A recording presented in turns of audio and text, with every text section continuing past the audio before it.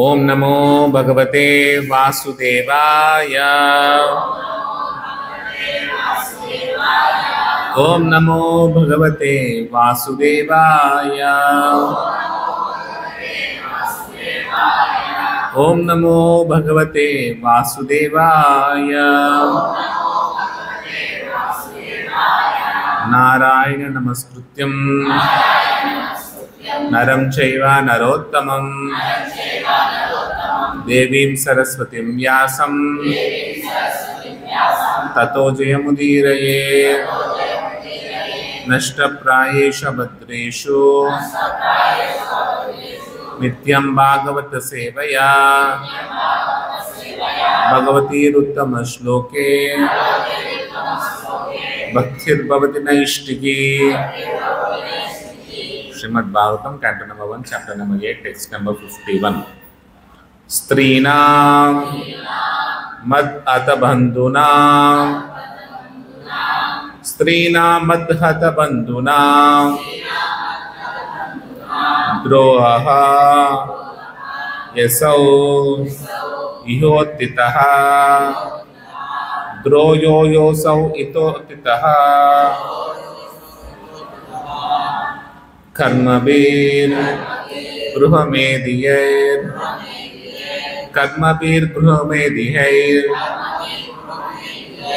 नाहं कल्पः व्यपोहितं नाहं कल्पो व्यपोहितुं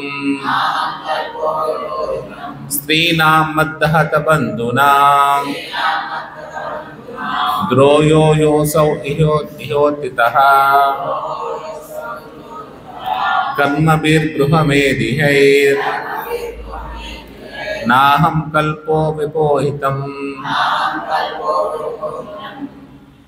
स्त्रीणां मद्दहतबन्धूनां कर्मभिर्गृहमेधियैर् कल्पो व्यपोहितं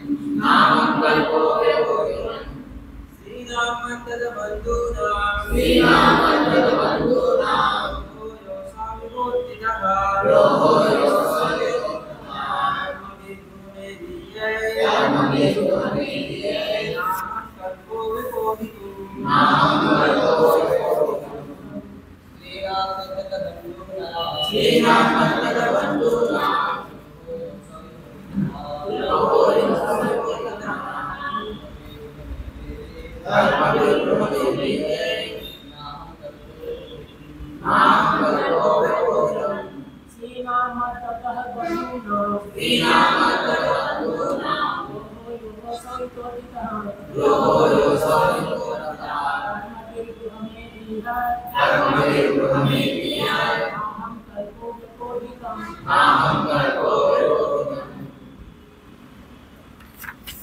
What word meaning? Strinam of the woman, mat by me, hatabandhunam of the friends who are killed, drohaha enmity, yaha that, aso all those, iha herewith, uttitaha as approved, karma bihi by dint of work, gruhamedihai by persons engaged in material welfare, na never, aham I, kalpaha can expect, vepohitum undoing the same. Translation purport by His Divine Grace A.C. Bhaktivedanta Swami Sri Prabhupada. Translation: I have killed many friends of women, and I have thus caused enmity to such an extent that it is not possible to undo it by material welfare work. Please repeat the translation. I have killed many friends of women, and I have thus caused enmity to such an extent that it is not possible to undo it by material welfare work. Purport by Srila Prabhupada. The Gruhamedis are those whose only business is to perform welfare work for the sake of material prosperity. Such material prosperity is sometimes hampered by sinful activities, and the materialist is sure to commit sins, even unintentionally, in course of discharging material duties. To get relief from such sinful reactions, the Vedas prescribe several kinds of sacrifices. It is said in the Vedas that by performing the Ashwamedha Yajna, one can get relief from even Brahmahatya, killing of a Brahmana. Yudhishthira Maharaj performed this Ashwamedha Yajna, but he thinks that even by performing such yajna, it is not possible to get relief from the great sins committed. In the war, either the husband or brother or even the father or sons go to fight, and when they are killed, a fresh enmity is created, and thus the chain of actions and reactions increases, which is not possible to be contracted even by thousands of Ashwamedha Yajnas. The way of work is like that. It creates one action and another reaction simultaneously, and thus increases the chain of material activities, binding the performer in material bondage. In the Bhagavad Gita, the remedy is suggested that such actions and reactions of the path of work can be checked only when work is done on the behalf of the Supreme Lord. The battle of Kurukshetra was actually fought by the will of the Supreme Lord Sri Krishna, as it is evident from this version. And by his will only, Yudhishthira was replaced on the throne of Hastinapura. Therefore, actually no sin whatsoever touched the Pandavas, who were only the order carriers of the Lord. For others who declared the war out of personal interest, the whole responsibility lies on them. Eta pankena pankhabha suraya vasura krutam bhutahatyam tataivakyam naignair marshtum harhati. As it is not possible to filter muddy water through mud, nor purify a wine-stained pot with wine, it is not possible to construct the killing of men by sacrificing animals. Purport. Ashwamedha Yajnas or Gomedha Yajnas, or the sacrifices in which a horse or a bull is sacrificed, were not, of course, for the purpose of killing the animals. Lord Chaitanya said that such animals sacrificed on the altar of Yajna were regenerated and a new life was given to them. It was just to prove the efficacy of the hymns of the Vedas. By recitation of the hymns of the Vedas in the proper way, certainly the performer gets relief from the reactions of sins. But in case of such sacrifices not properly done under expert management, surely one has to become responsible for animal sacrifice. In this age of quarrel and hypocrisy, there is no possibility of performing the yajnas perfectly for want of expert brahmanas who are able to conduct such yajnas. Maharaj Yudhishthira therefore gives a hint to performing sacrifices in the age of Kali. In the Kali Yuga, the only sacrifice recommended is the performance of Harinama Yajna, inaugurated by Lord Sri Chaitanya Mahaprabhu. But one should not indulge in animal killing and counterattack by performing the Harinama Yajna. Those who are devotees of the Lord never kill an animal for self-interest, and as the Lord ordered Arjuna, they do not refrain from performing the duty of a Kshatriya. The whole purpose is therefore served when everything is done for the will of the Lord. This is possible only for the devotees. Thus ends the Bhaktivedanta purpose of the first canto, 8th chapter of Srimad Bhagavatam, entitled Prayers of Queen Kunti and Parikshit saved. Om Ajnanatimidandasya Gnananjanashanakaya Chakshurunmilitam Yena Tasmai Shri Gurave Namaha. Nama Om Vishnupadaya Krishna Preshtaya Bhutale Srimate Bhaktivedanta Swamin Iti Namine. Namaste Saraswate Deve Gauravani Pracharini Nirvishesha Shunyavadi Paschata Deshatarine. Jai Shri Krishna Chaitanya Prabhu Nityananda Shri Advaita Gadadhara Srivasadi Gauravaktarunda. Hare Krishna Krishna Krishna Hare Hare, Hare Rama Rama Rama Hare Hare.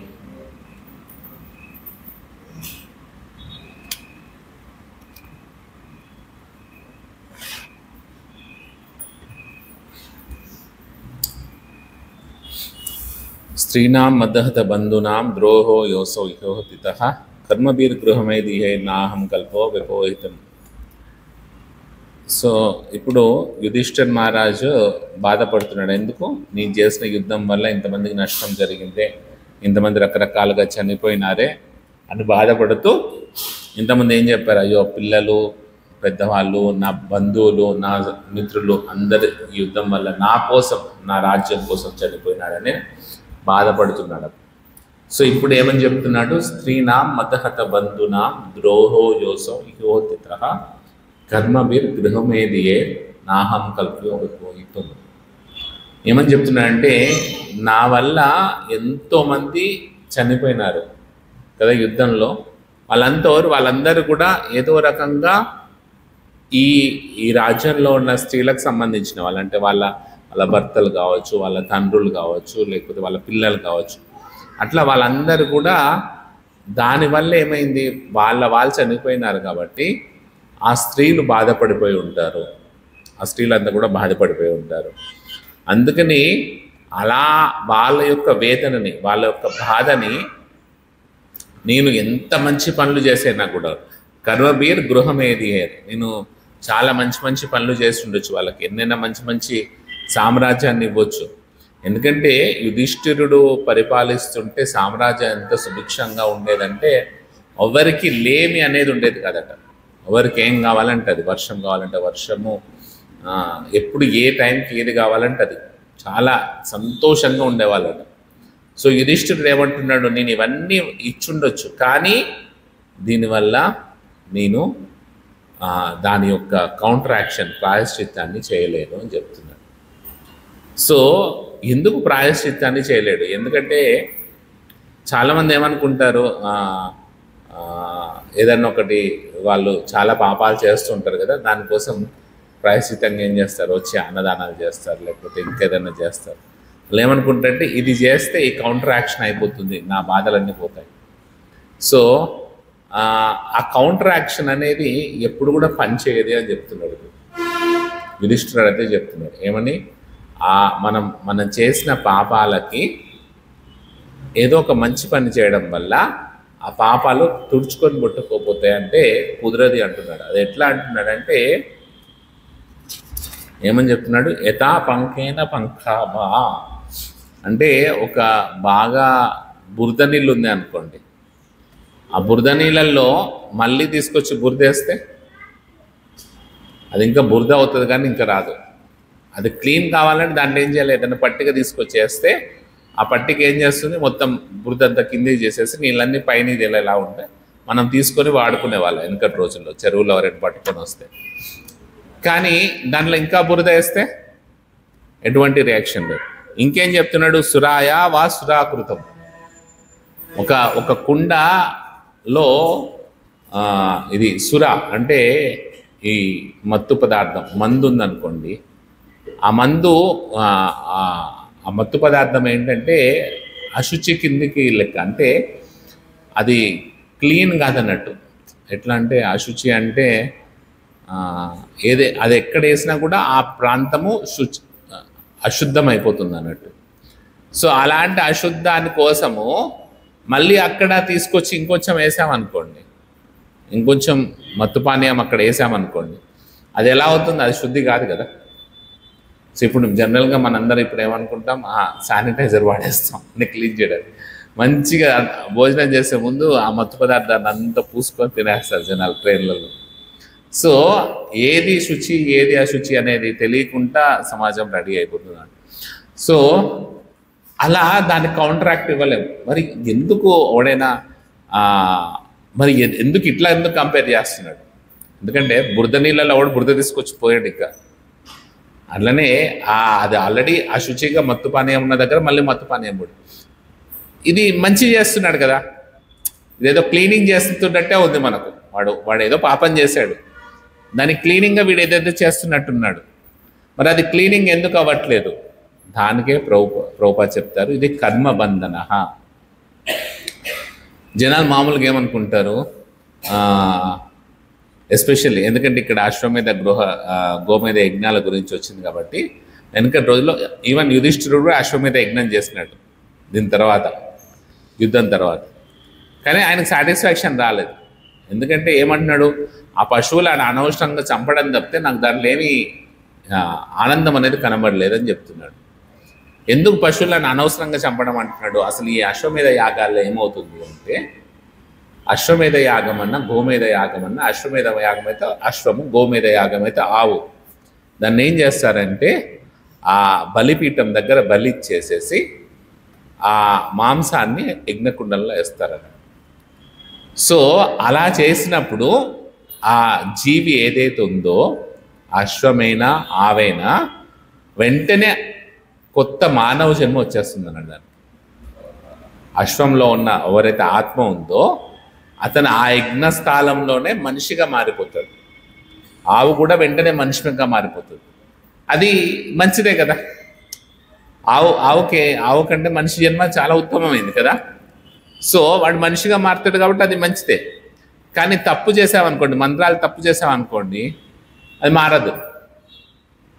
మంత్ర ఉచ్చారణ ఒక్క చా బదులు చా అని పలకపోయినా కూడా అక్కడ జీవం రాదన్నట్టు. జీవం రానప్పుడు ఏమవుతుంది? అదే అశ్వమేధ యాగం అశ్వ హత్య కింద మారిపోతుంది. యజ్ఞం కాస్త ఏమవుతుంది? హత్య అంటే పాపం. ఆ పాపం వల్ల రియాక్షన్ వస్తుంది. సో జనాలు కూడా అట్లే అనుకుంటారండి. మామూలుగా ఇవి ఊర్లలో ఏమంటారు, అమ్మవారి కోపం వచ్చింది కాబట్టి అమ్మవారికి బలి ఇచ్చేసేయాలి.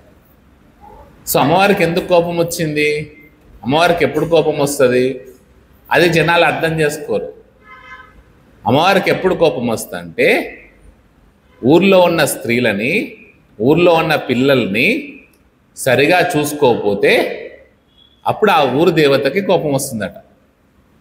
సో వాడు ఏం చేయాలి? ఇంట్లోకి వెళ్ళి వాడు భార్య కాలు వాడు మోయాలి, లేకపోతే ఎవరి భార్య కాలు వాడు కడుక్కోవాలి.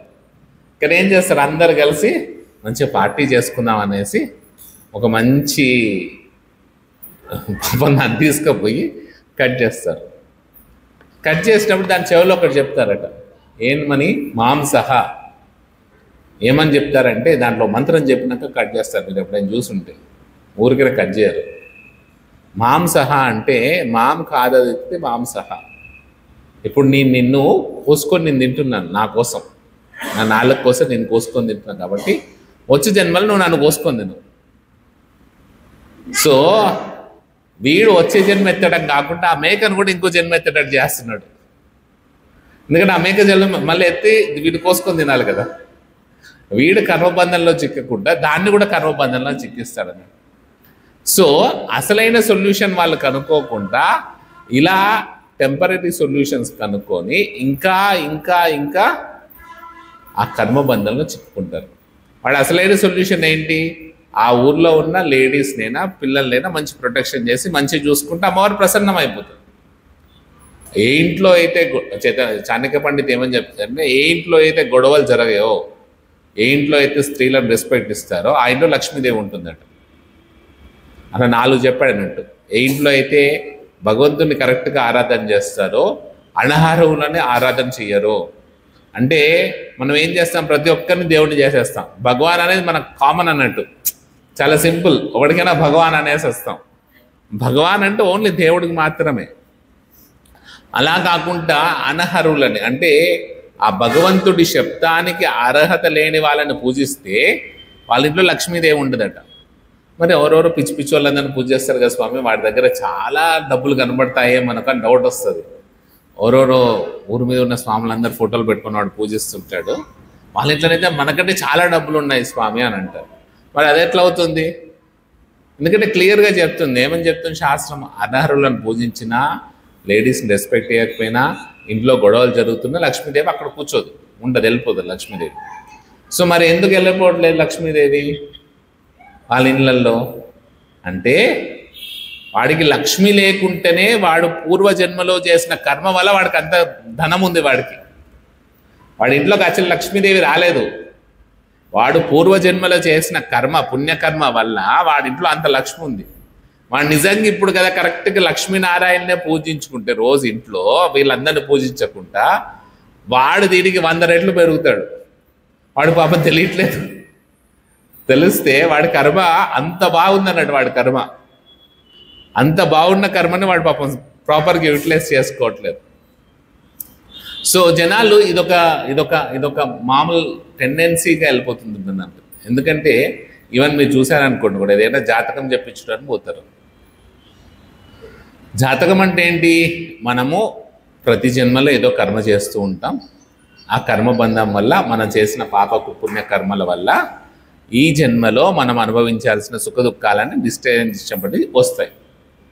సో అది నిశ్చయించబడి ఎట్లా వస్తాయి? సిస్టమేటిక్గా వస్తాయి. ఏదో చిందర వందరగా రావు. అంటే ఈ టైంలో నీ కష్టం ఉంటుంది, ఈ టైంలో సుఖం ఉంటుంది అని ఒక దిశానిర్దేశం చేసుకొని నువ్వు జన్మెత్తుతావు. కానీ వీళ్ళు వెళ్ళంగానే ఏమని చెప్తారు, ఏం పర్లేదు, నీ ఫస్ట్ ఇంత పెద్ద లిస్ట్ చెప్తాడు. గురుడు అటు చూస్తున్నాడు, శుక్రుడు ఇట్లా చూస్తున్నాడు, ఇట్లా చేస్తున్నాడు. అసలు చాలా ఘోరంగా ఉంది నీ జాతకం అని చెప్తారు. సరే, అంత ఘోరంగా ఉంది ఆ జాతకము, మరి ఏంటి స్వామి అంటే ఈ పూజ చెయ్యి, ఈ నువ్వులు దిగి, ఈ ఇది చెయ్యి, నీదంతా పోతుంది. అది ఎట్లా పోతుంది? జాతకం అనేది ఫిక్స్ అయ్యి వచ్చింది కదా. సో జాతకం అనేది ఫిక్స్ అయ్యి వచ్చింది కాబట్టి అది ఫిక్స్గా అనుభవించాలి, కష్టం. కానీ దానిలో ఒక ప్రొవిజన్ ఉంది. ఏం ప్రొవిజన్ ఉంది? పోస్ట్పోన్మెంట్. పోస్ట్పోన్ చేసుకోవడం అన్నట్టు. ఇప్పుడు నువ్వు అనుభవించాలి, అనుభవించకుండా తప్పించుకోవాలనుకుంటావు. తప్పించుకున్నప్పుడు ఏం చెప్తాడు, సరే ఇప్పుడు కాదు, ఒక 10 ఏళ్ళ తర్వాత నువ్వు అనుభవించు. ఆ కన్సెషన్ మాత్రమే ఈ దానాలన్నీ ఇస్తాయి. మనం చేసే పూజలు ఏవైతే ఉన్నాయో, నవగ్రహ పూజలు, ఇంకేమైనా పూజలు కానీ, అవి ఏం చేస్తాయి, అవి పోస్ట్పోన్ చేస్తాయి. వాడేమనుకుంటాడు ఇమీడియట్గా, అబ్బా ఈ జ్యోతిష్యుడు ఉన్నాడే సూపర్ జ్యోతిష్యుడు, నాకు ఎంత మంచి రెమెడీ ఇచ్చాయంటే నాకు వెంటనే నాకు కావాల్సింది దొరికింది అంటాడు. ఫుల్ హ్యాపీ అయిపోతాడు, వాడు ఫుల్ ఎంజాయ్ చేస్తాడు. కానీ వాడు ఏం చేసుకుంటుండు, వాడి కర్మని ఇంకొన్ని రోజులు పోస్ట్పోన్ చేసుకుంటుండు. కానీ ఆ కర్మబంధం నుంచి ఎప్పుడు కూడా విముక్తుడు కావట్లేదు. అందుకని తెలివైన వాడు ఏం చేయాలి, ఆ కర్మబంధనం నుంచి నేను ఎట్లా బయటికి రావాలి కదా. కర్మబంధంలో చిక్కుకోబోయి ఉన్నా, ఈ కర్మ నన్ను ఈ భౌతిక ప్రపంచంలో బంధితం చేస్తుంది. సో ఈ కర్మబంధనం నుంచి తప్పించుకోవడానికే ఇప్పుడు మనం ఏదైనా పాపం చేసాం అనుకోండి, దానికి కారణం ఏంటి, మనం పూర్వజన్మలో చేసిన పాపకర్మలను బట్టి మనకి ఎంతో కొంత అది ఉంది కాబట్టి ఆ పాపకర్మనికి ఇప్పుడు చేస్తున్నాం. సో అందుకనే జనరల్గా జనాలు ఏం చేస్తారంటే చనిపోయే లోపల ప్రాయశ్చిత్తం చేసుకోమంటారు, నువ్వు చేసిన పాపాలన్నిటి ప్రాయశ్చిత్తం చేసుకోమంటారు. సో ఒకప్పుడు పరీక్షితుడికి శుకదేవ గోస్వామి చెప్తూ కూడా యమలోక వర్ణన చెప్పాడు అన్నట్టు. నరకలోకాల్లో, నరకం అంటే ఒకటే లోకం ఉండదు, నరకంలో చాలా చాలా వెరైటీస్ ఆఫ్ లోకాలు ఉన్నాయి అన్నట్టు. ఎందుకంటే ఒక్కొక్క లోకంలో ఒక్కొక్క యమ కింకర్లు ఉంటారు, నీకు కావాల్సిన పనిష్మెంట్ ఇస్తారని. అక్కడ కూడా first class, second class, third class, fourth class అట్లా ఉంటుంది. ఒక క్లాస్ నుంచి ఒక క్లాస్ పాస్ కావాలి. నువ్వు బాగా తక్కువ పాపాలు చేసావు అనుకో, డైరెక్ట్ 9th క్లాస్కి వెళ్ళిపోతావు. 9th 10th పాస్ అయ్యి మళ్ళీ మానవ జన్మెత్తవచ్చు. బాగా పాపాలు చేసావు అనుకో, వాడు మళ్ళీ ఫస్ట్ క్లాస్ నుంచి స్టార్ట్ చేయాలి. సో వాడు ఫస్ట్, సెకండ్, థర్డ్ అన్నీ పాస్ అయినాక 10th పాస్ అయినాక మళ్ళీ మానవ జన్మిస్తారు అన్నట్టు. మానవ జన్మలో మళ్ళీ వాడు ఇంటర్మీడియట్, ఇంజనీరింగ్ ఇవన్నీ చేయాలన్నట్టు వాడి కర్మ. సో కర్మ క్లియర్ చేసుకోవడం అంత కష్టం. సో ఈ వర్ణన అంతా ఇచ్చినాక అది చూసి ఈ పరీక్షితుడు బాధపడిపోయినాడట. ఎందుకు బాధపడిపోయినాడు? అరే 7 రోజుల తర్వాత నేను కూడా అక్కడ పోతానని బాధపడ్డా? లేదు, ఆయన వెళ్ళడం తెలుసు. కానీ ఎందుకు భయపడ్డాడంటే, అయ్యో ఈ ప్రజలందరూ కూడా ఇలాంటి బాధలు పడతారా, ఇంత దుఃఖం ఉంటుందా, దీనికి మార్గం ఏంటి అని అడిగాడు. మార్గం ఏంటంటే శుకదేవ గోస్వామి అప్పుడు ఏం చెప్పాడు, ప్రాయశ్చిత్తం చేసుకుంటే పాపాల నుంచి విముక్తులు అవుతారని చెప్పాడు. అప్పుడు ఆయన ఒకటే మాట అన్నాడు, ప్రాయశ్చిత్తం అనేది ఏంటంట, కుంజర శౌచవతిలాగా అంటారు. అంటే ఒక ఏనుగు ఉందనుకోండి, ఏనుగు బాగా శుభ్రంగా 2 గంటల పెట్టి స్నానం చేస్తుంది. అది మళ్ళీ బకెట్ నీళ్ళు సరిపోదు, దానికి ఒక ట్యాంకర్ నీళ్ళు కావాలి ఏనుగు స్నానం చేయాలంటే. ఏనుగు శరీరం ఎంత ఉంటుంది, అంత శరీరంతో అది తొండంతో నీళ్ళు తీసుకొని చిల్లరించుకొని బాగా శుభ్రంగా స్నానం చేస్తుంది. మనం మైసూర్ శాండల్ సోప్తో స్నానం చేసినట్టుగా చేసినాక ఏం చేస్తుంది, బయటకు వచ్చి మన పిల్లలు కూడా మనం స్నానం చేయగానే వెంటనే ఏం చేస్తారు, ఏదో మట్టి పుట్టుకుంటారు, పూసుకుంటారు, ఏదో చేస్తారు. అరే ఇప్పుడే కదా నీకు స్నానం చేయించిందని చెప్పి. అలానే అది ఏం చేస్తుందట, బయటికి రాగానే తొండంతో అక్కడున్న మట్టిని తీసుకొని ఒంటి మీద చల్లుకుంటుందట. సో అన్ని లీటర్ల, అన్ని ట్యాంకుల నీళ్ళు వేస్ట్. సో ఆ కుంజర శౌచవత అనేది అట్లాంటిది అన్నట్టు. సో ఈ ప్రాయశ్చిత్తం కూడా ఆ ఏనుగు స్నానం లాంటిది అని చెప్తాడు. ఆ ఏనుగు స్నానం చేసిన మళ్ళీ వచ్చి మట్టి తీసుకున్నట్టే ప్రాయశ్చిత్తం చేసినా కూడా మనిషి మళ్ళీ వచ్చి పాపకర్మను మొదలు పెడతాడు. సో ఆ పాప బీజాన్ని కడిగేసే ప్రాసెస్ చెప్పాలి. ఆ పాపమే చేయకుండా మనిషిని రక్షించే ప్రాసెస్ చెప్తే అప్పుడు మనిషి రక్షింపబడతాడు. కానీ ఆ పాప బీజం ఉందనుకోండి, ఇప్పుడు ఒక కళ్ళు మొక్క ఉందనుకోండి, కళ్ళు మొక్క పెరుగుతుంది, తుమ్మ చెట్లు ఉంటాయి, మీరు చూస్తుంటారు, పట్నం తుమ్మ చెట్లు అని చాలా పెద్ద పెద్ద ముళ్ళు వస్తాయి, అవి దిగిందంటే ఇంకంతే. దాన్ని ఏమన్నా మనం ఎరువులు వేయాలా, దానికి డిఏపి వేయాలా, దానికి ఏమన్నా గోమ వేయాలా, ఏ అవసరం లేదు, ఉట్టిగా పెరుగుతుంది. దాన్ని కట్ చేసామనుకోండి, దాన్ని అంటే గొడ్డలు పెట్టి నరకేసామనుకోండి, 10 నిమిషాలు 10 నెలల్లో మళ్ళీ పెద్ద పెరిగిపోతుంది కదా. దాన్ని ఎంత పెరగాలంటే తవ్వి ఏర్లన్నీ తీసినా కూడా ఎక్కడైనా చిన్న ఏరు ఉంటే మళ్ళీ అక్కడి నుంచి అది వస్తుంది. సో ఈ పాప బీజం అనేది కూడా అట్లాంటిది అన్నట్టు. మన హృదయంలో ఏ మూలన కానీ అది కొంచెం ఎక్కడనో ఉంటే మళ్ళీ ఏదైనా చిన్న వర్షం పడ్డా కూడా అదేమవుతుంది, మళ్ళీ మొలకెత్తి మళ్ళీ అది పెద్ద మొక్కగా వృక్షంగా మారిపోతుంది. సో అందుకనే ఇప్పుడు ఈయన ఏమడుగుతున్నాడు, ఆ మొక్కని ఎట్లా తుంచేయాలి, ఆ పాప బీజాన్ని ఎలా తొలగేయాలి అని అడుగుతున్నాడు. అప్పుడు పరీక్షితుడికి అజామిలుడు కథ చెప్పాడు. అజామిలుడు ఎట్లయితే ఈ పాపం తను చేసిన పాపాలన్నిటితోటి అజామిలుడికి ఎలా ప్రాయశ్చిత్తం వచ్చింది, నరక బాధల నుంచి ఎలా రక్షింపబడ్డాడు, ఎప్పుడైతే విష్ణుదూతలు వచ్చేసి నువ్వు చేసిన పాపాలన్నిటికీ ప్రాయశ్చిత్తంగా నువ్వు ఇప్పుడు వెళ్ళేసి హరిద్వారంలో రోజు హరినామం చేసుకో, ఈ హరినామంతో శుద్ధై వైకుంఠంకి వెళ్తామని వాళ్ళు చెప్పారు. అలా ఎప్పుడైతే ఆ విష్ణుదూతలు చెప్పారో అప్పుడు అజామిలుడు తను చేసిన పాపాలన్నిటి ప్రాయశ్చిత్తంగా అక్కడికి వెళ్ళి హరినామం చేసుకొని వైకుంఠ లోకానికి వెళ్ళాడు. సో హరినామం ఏం చేస్తుంది, ప్రాయశ్చిత్తం చేయట్లేదు, టెంపరీ రిలీఫ్ చేయట్లేదు, టెంపరీగా ఆ మొక్కను కొట్టేయట్లేదు, ఆ బీజాన్ని తీసేస్తుంది. ఎట్లా ఆ బీజాన్ని తీసేస్తుంది అంటే ఇది భాగవతం యొక్క గొప్పతనం, ఆ భగవంతునితో ఉన్న సంబంధం యొక్క గొప్పతనం. అందుకనే భగవంతుడు ఏమని చెప్తాడు, ఈ కర్మబంధనం నుంచి మీరు దూరం కావాలంటే, కర్మబంధనం మిమ్మల్ని టచ్ చేయవద్దు అంటే భగవంతుడు ఒక సీక్రెట్ చెప్పాడు 9వ అధ్యాయంలో. ఏమని చెప్పాడు, యత్ కరోషి యతశ్నాసి యచోషి జదాసి యతపస్యసి కౌంతేయ తత్పురుష మదర్పణం. సో ఏదైనా తత్కురుష్వ మదర్పణం, ప్రతి ఒక్కటి కూడా నా కోసం అర్పించడానికి చేయాలి. ఏం చేయాలి మీరు, యత్ కరోషి అంటే నువ్వు ఏ పని చేసినా కూడా, యద్ అశ్నాసి నువ్వు ఏది తిన్నా కూడా, యద్ జుహోషి నువ్వు ఏదైనా యజ్ఞం చేసినా కూడా, యద్ దదాసి ఏదైనా దానం చేసినా కూడా, యత్ తపస్యసి నువ్వు ఏదైనా తపస్సు చేసినా కూడా, కౌంతేయ ఓ అర్జున నువ్వు ఇవన్నీ ఎట్లా చేయాలి, తత్కురుష్వ మదర్పణం, నా కోసం, నా ప్రీతి కోసం, భగవంతుని ప్రీతి కోసం. మనం ఏదైనా పని చేసినా కూడా, మనం తిన్నా కూడా, మనము యజ్ఞం చేసినా కూడా, దానం చేసినా కూడా, తపస్సు చేసినా కూడా, ప్రతి ఒక్కటి కూడా భగవంతుని ప్రీత్యర్థం చేయాలి. సో ఇక్కడ 5 ఎలిమెంట్స్ చెప్పాడు భగవంతుడు. ఏమని చెప్పాడు, ఫస్ట్ మనం చేసే పని, మనం తినే ఆహారం, తర్వాత యజ్ఞం, తర్వాత దానం, తపం.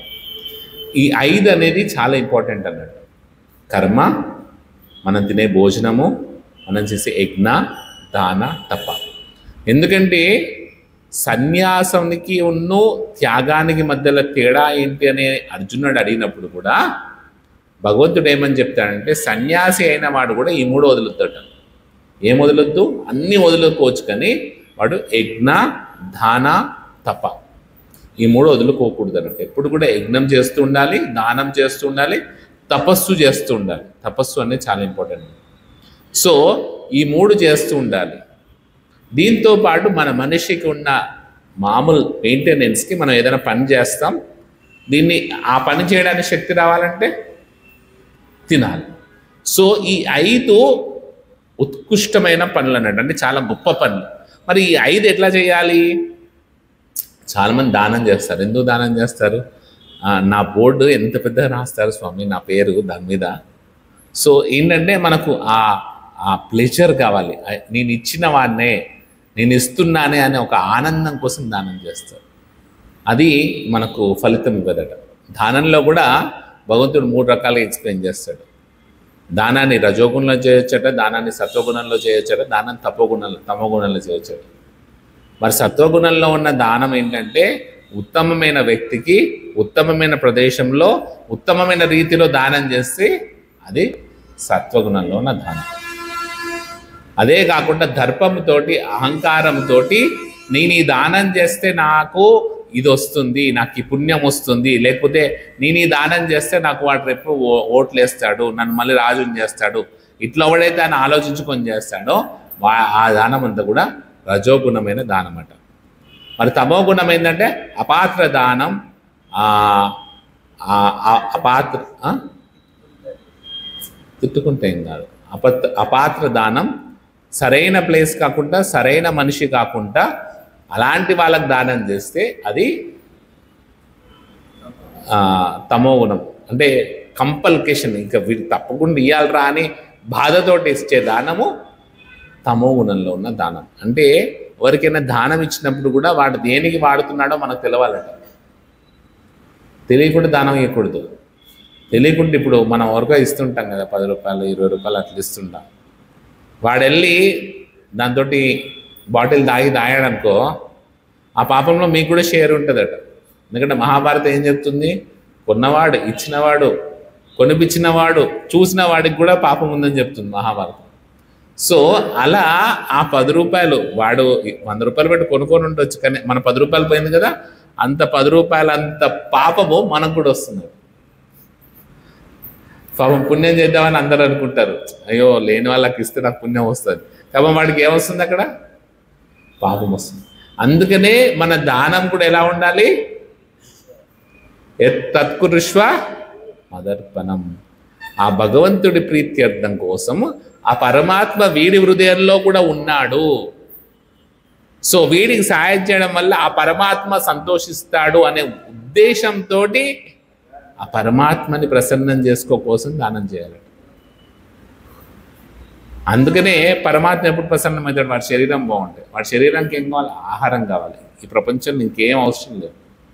బట్ట లేకుండా కూడా బతకొచ్చు, ఇంకేం లేకుండా బతకొచ్చు, కానీ ఆహారం లేకుండా కూడా బతకలేదు. సో అందుకని అలాంటి వాడికి ఆహారం పెట్టాలంతే, ఇంకేది ఇవ్వకూడదు. ఎందుకంటే ఆహారం వల్ల పరమాత్మ ప్రసన్నం అవుతాడు, పరమాత్మ హ్యాపీగా ఫీల్ అవుతాడు. సో అందుకని ప్రతి ఒక్కటి కూడా ఈ 3 కార్యక్రమాలు. యజ్ఞం కూడా ఏం చేస్తాము మనము? నాకు అది స్వామి, ఇది స్వామి. సత్యనారాయణ వ్రతం పూజ చూశారనుకోండి, 5 కథలు 5 రకాలు చెప్తాయి. మంచి భర్త కావాలంటే సత్యనారాయణ వ్రతం చేయాలి, పిల్లలు పుట్టాలంటే సత్యనారాయణ వ్రతం చేయాలి, బాగా డబ్బులు కావాలంటే సత్యనారాయణ వ్రతం చేయాలి. ఈ కర్మకాండంతో మనం చేస్తే అక్కడ ఏమవుతుంది? ఎప్పుడైతే ఆ సత్యనారాయణ వ్రతం చేయలేదో వెంటనే ఆ పడవ మునిగిపోతుంది. అక్కడ మళ్ళీ ఎక్కడనో ప్రసాదం తింటే మళ్ళీ పడవ లేస్తుంది. సో ఈ కర్మకాండతోటి, అంటే నాకు ఇదేదో కావాలని చేస్తే రియాక్షన్స్ కూడా అలానే ఉంటాయి. అలానే భగవంతుడు దయాహీనుడు కాదు. భగవంతుడికి అందరి మీద ప్రేమ ఉంటుంది, అందరి మీద ఇవ్వాలంటుంది. కానీ నువ్వు చేసిన ప్రాసెస్ బట్టి భగవంతుడు రియాక్షన్ ఇస్తాడు. భగవంతుడు మన అందరి తండ్రి కదా.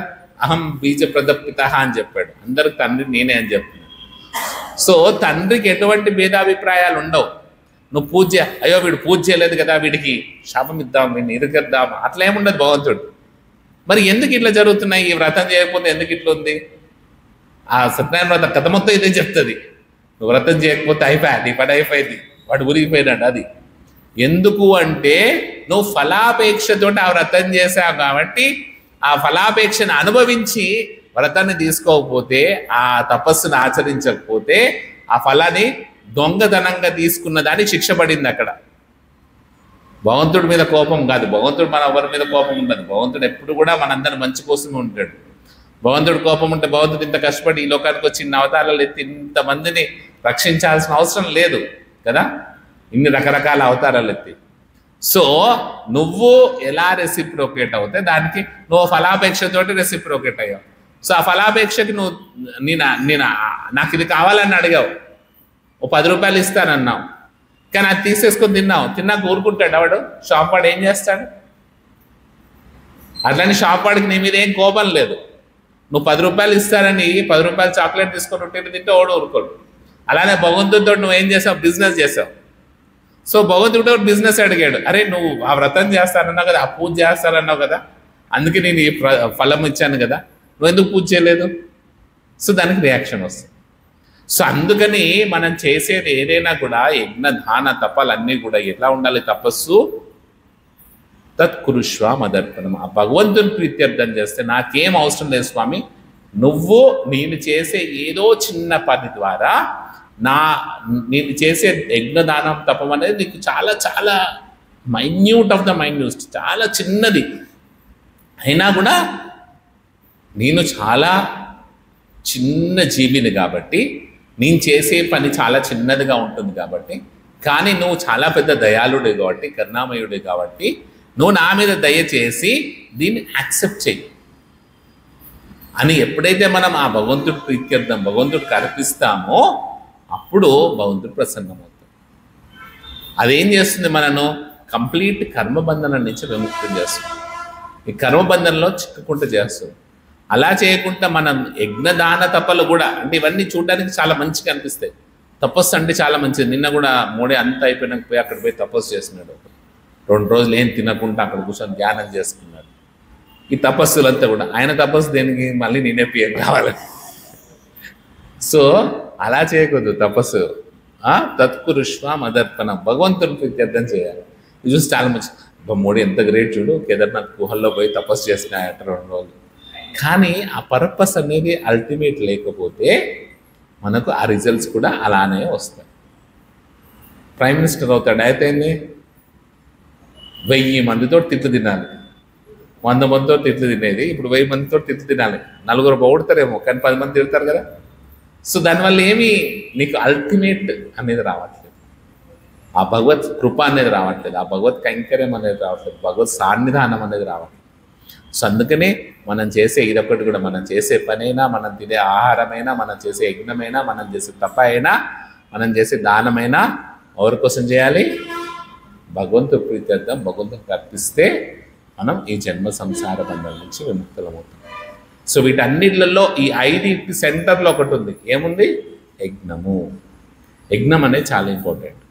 సో భగవంతుని ప్రీత్యర్థం, ఎందుకంటే భగవంతుడు యజ్ఞాన్ని మనువుతో పాటు సృష్టించాడట. మనుష్యులతో పాటే యజ్ఞాన్ని కూడా సృష్టించేశాడు. ఎందుకంటే యజ్ఞం ద్వారా మనుష్యులు ఉత్తమ లోకానికి వెళ్తారు, వాళ్ళకి సంతోషాలు, సుఖ సంతోషాలు వస్తాయి. మరి ఇప్పుడు మనం అశ్వమేధ, గవాలమ్మ ఇట్లాంటి యజ్ఞాలు చేసి ఇంకా పాపాలు చేయలేము. మరి అందుకే చైతన్య మహాప్రభు ఏం చెప్పారు? యజ్ఞైర్ సంకీర్తనేర్ కాయర్ యజంతి సుమేధసః. ఈ కలియుగంలో ఒకటే యజ్ఞం ఉంది. అదే యుధిష్ఠిర్ మహారాజ్ చెప్తున్నాడు, ఈ యజ్ఞాలన్నీ పనికి రావనేసి. ఎందుకంటే వచ్చేది కలియుగం. కలియుగంలో అశ్వమేధ ఇవన్నీ చేయకూడదు. మరి ఏం యజ్ఞం చేయాలి కలియుగంలో? హరినామ సంకీర్తన. హరే కృష్ణ కృష్ణ కృష్ణ హరే హరే, హరే రామ రామ రామ హరే హరే. కేవలం ఈ సంకీర్తన యజ్ఞం చేయడం ద్వారా ఈ మిగతా 4 కూడా శుద్ధి అయిపోతాయి, భగవంతుని ప్రీత్యర్థం అయిపోతాయి. మనం చేసే పని, మనం తినే ఆహారం, మనం చేసే తపస్సు, మనం చేసే దానం అన్నీ కూడా భగవంతుని ప్రీత్యర్థం చేసేలాగా ఈ యజ్ఞం ఒక్కటి మారుస్తుంది. అందుకనే సంకీర్తన యజ్ఞం అనేది ఈ కలియుగంలో చాలా చాలా ఇంపార్టెంట్. ఓకే, ఏమైనా క్వశ్చన్స్ ఉన్నాయా?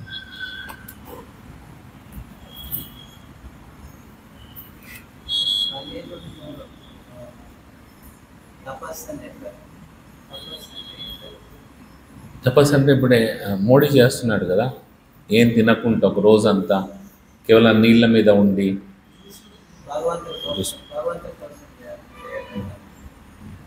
తపస్సు దేనికోసం ఏం చేయవచ్చు? ఇప్పుడు ఒకటి వెళ్ళి నాకు ఉద్యోగం రాలేదని ఆభరణ విగ్రహాల దీక్ష చేస్తాడు, అది కూడా తపస్సే. కానీ ఏకాదశి ఉపవాసం వచ్చింది అనుకోండి, ఆ తపస్సు ఎవరు? భగవంతుని ప్రీత్యర్థం. మళ్ళీ ఏకాదశి ఉపవాసం కూడా, ఏకాదశి చేస్తే మాకు బాగా మంచి జాబ్ వస్తుందట, ఏకాదశి చేస్తే నాకు మంచి మొగుడు వస్తుందట, అట్లా చేస్తే అది భగవంతుని ప్రీత్యర్థం కాదు. ఏకాదశి ఎందుకు చేస్తున్నాం? నేను ఈరోజు ఇట్లా ఉపవాసం ఉంటే భగవంతుడు ప్రసన్నం అవుతాడంటే ఏకాదశి వస్తుంది. అలా మదర్పణంగా చేస్తే దాన్ని భక్తిగా మారిపోతుంది. తపస్సు ప్రతి ఒక్కరు తపస్సు చేస్తారు, తపస్సు చేయని వాడు ఎవడు ఉండడు. కానీ తపస్సు ఎలా ఉండాలి? భగవంతుని ప్రీత్యర్థం ఉండాలి. ఎండాకాలంలో కిచెన్లో ఉండడం కూడా తపస్సే. చెమటలు వస్తున్నాయి కానీ ఉండాలి కదా, తినాలి కదా. కానీ అదే తపస్సు భగవంతుడికి నీ మంచి చేయడానికి ఆ చెమట గారిస్తే అది భక్తిగా మారిపోతుంది.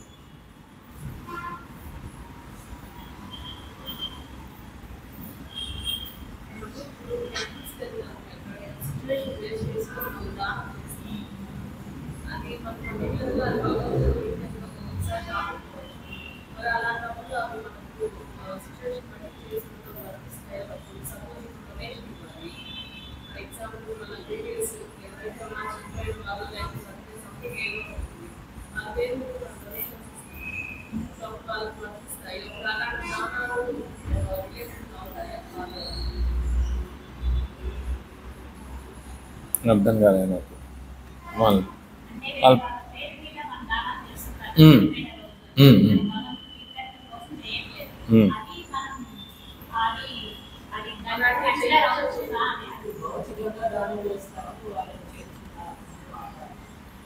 యాక్చువల్లీ దానంకి ఎప్పుడైనా ఎఫెక్ట్ ఉంటుంది యాక్చువల్లీ.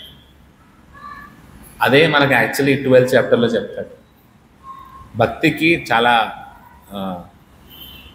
ఈ సండే, ఈ వెనస్డే ఇనిషియేషన్ క్లాస్ ఉంటుంది, దానిలో భక్తి స్టెప్స్ గురించి చెప్తాను నేను.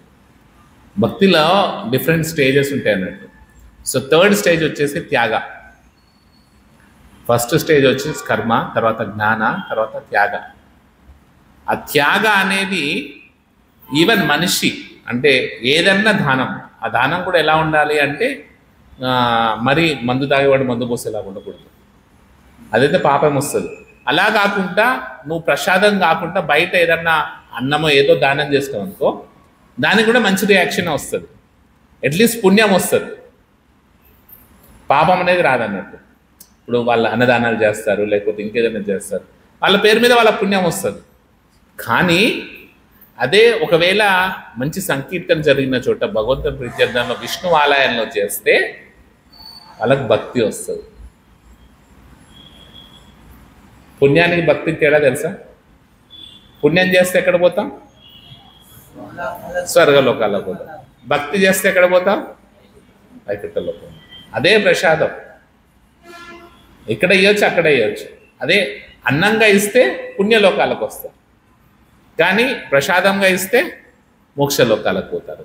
అంతే తేడా. సో దానం అనేది ఎప్పుడు కూడా మంచిదే. అందుకే త్యాగా శాంతిర్ అనంతరం అంటారు. ఎందుకు త్యాగం అంత గొప్పదని భగవంతుడు చెప్తున్నాడు? త్యాగం వల్ల ఏమొస్తుందట? శాంతి వస్తుందట. అందుకని మనం ఏదైనా దానం చేసినాక చూడండి, ఆటోమేటికల్గా ఎప్పుడైనా ఎంత కంజూస్ అయినా కూడా వాడికి కొంచెం హ్యాపీనెస్ అనేది వస్తుందట, ఆ శాంతి వస్తుంది. అది ఆ సీక్రెట్ భగవంతుడు అట్లా పెట్టేసినాడు, త్యాగా శాంతిర్ అనంతరం. అందుకే త్యాగం చేస్తారు చాలా, అందరు దానం చేస్తారు. ఆ దానం చేసినాక వాళ్ళు ఏ రకంగా దానం చేసినా కూడా దాని తర్వాత వాళ్ళకి ఒక రకమైన హ్యాపీనెస్ అనేది, శాంతి అనేది వస్తుంది. అది త్యాగంలో ఉన్న ఎఫెక్ట్.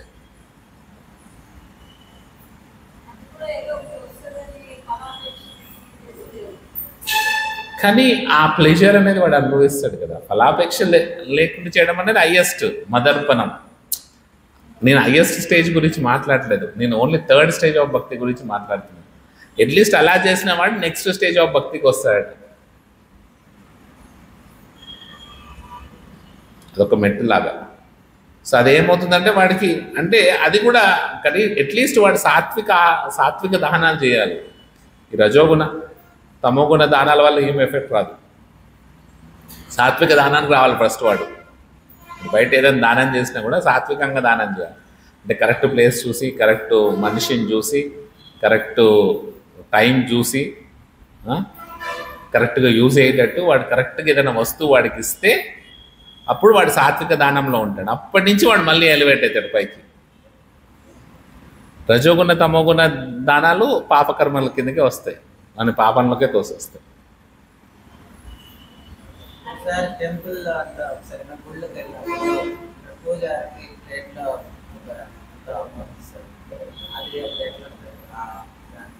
దానికి ఏం రియాక్షన్ రాదు. దేవుడికి వేసేదే వాడికి వేస్తున్నాం కదా. మనం ఎందుకు వేస్తున్నాం? మనం పూజ చేస్తున్నాడు కాబట్టి వేస్తున్నాం. మనం వెంటనే దానికి కావాల్సిన ఎఫెక్ట్ తీసుకుంటున్నాం కదా. మనం వెళ్ళి గుళ్ళో పూజ చేయలేం కాబట్టి వాడికి టికెట్ ఇస్తున్నాం అంతే.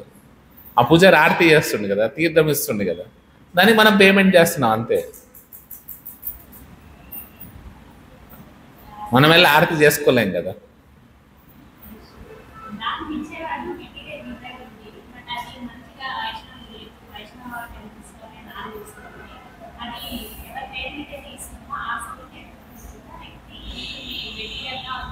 ఆ సోల్కి ఆ ఎఫెక్ట్ ఉంటుంది, ఈ సోల్కి ఈ ఎఫెక్ట్ ఉంటుంది.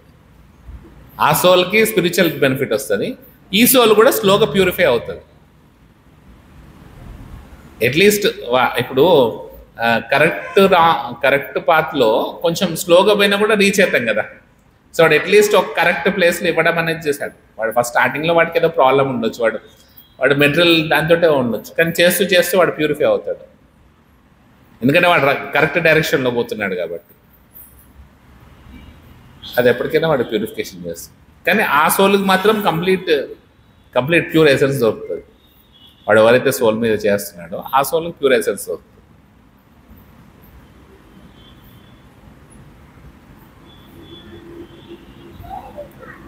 श्रील प्रभुपाद की जय, श्रीमद् भागवतम की जय।